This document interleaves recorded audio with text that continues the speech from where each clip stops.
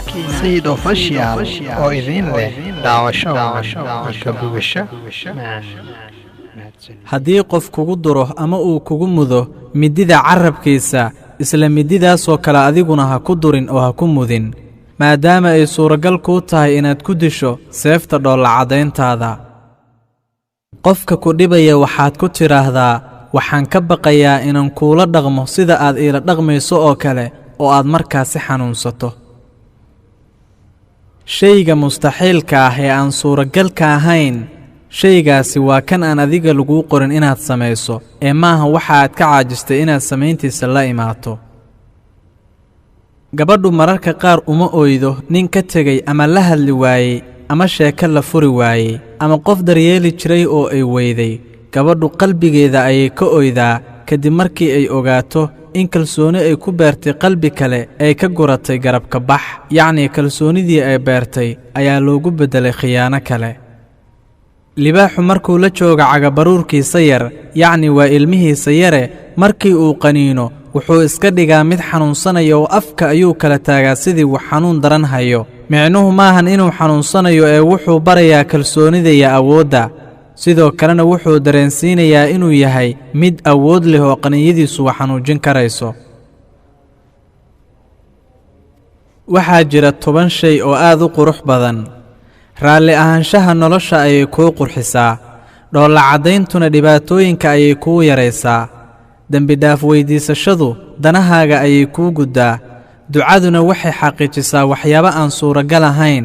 qofkii raadiya saaxiib bilaa caybah keligii buu noolaadaa qofka raadiya xaas aan nuqsaan lahaynna weligii wuxuu noolaadaa isagoo ah doob ama iskaabulo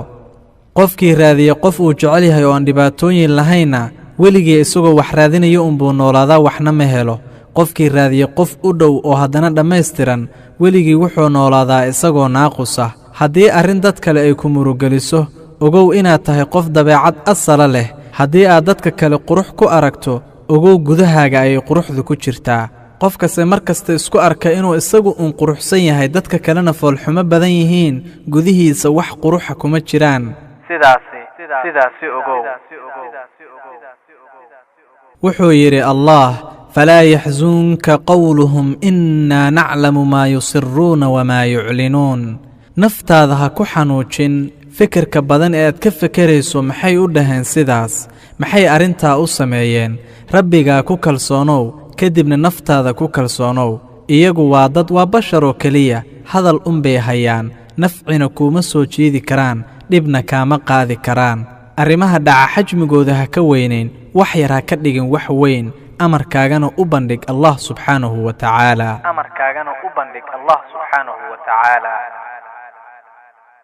dadka waxaa ugu taag daran oo ugu daciifsan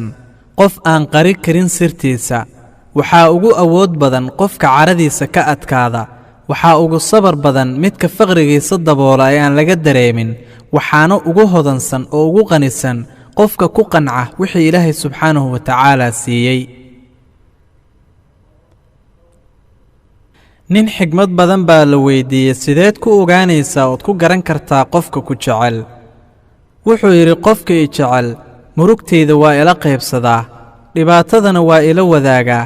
igama noogo markaan la hadlayo simbiraraxada iga dhacaysana wuu ii dhaafaa rabbigay buu i xasuusiyaa qofkaasi waa kani jecel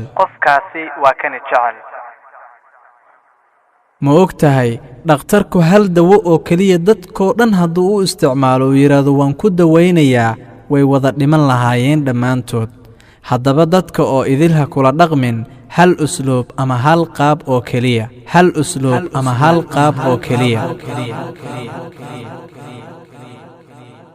waa walaalkiina sayid official oo idin leh daawasho ka bugasho.